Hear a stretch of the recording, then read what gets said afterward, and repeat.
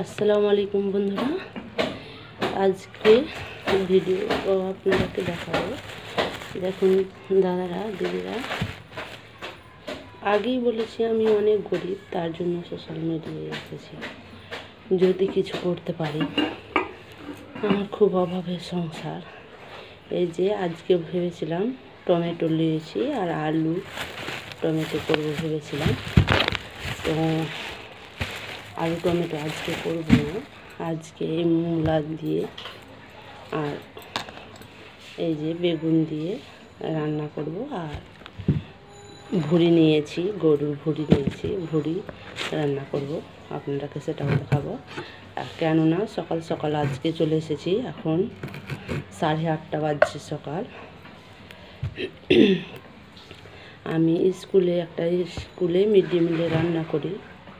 তো গরিব মানুষ এক মাসে 800 টাকা পায়, তো 800 টাকায় কী হবে বলেন তো বন্ধুরা।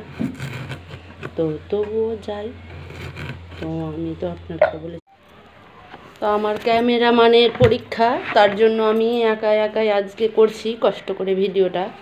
এই যে ভুড়ি রান্না করব, তার জন্য আদাটা বেটে নেব। আর এই আপনাদের দাদা ওগুলো খাবে না মূলা দিয়ে বেগুন রান্না করে, তার জন্য এই আলু 3টে দিয়ে দেব।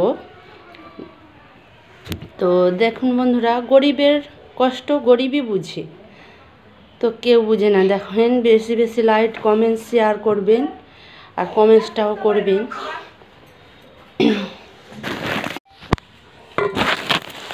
তো কত আমার বাড়িতে অসুবিধা দেখেন।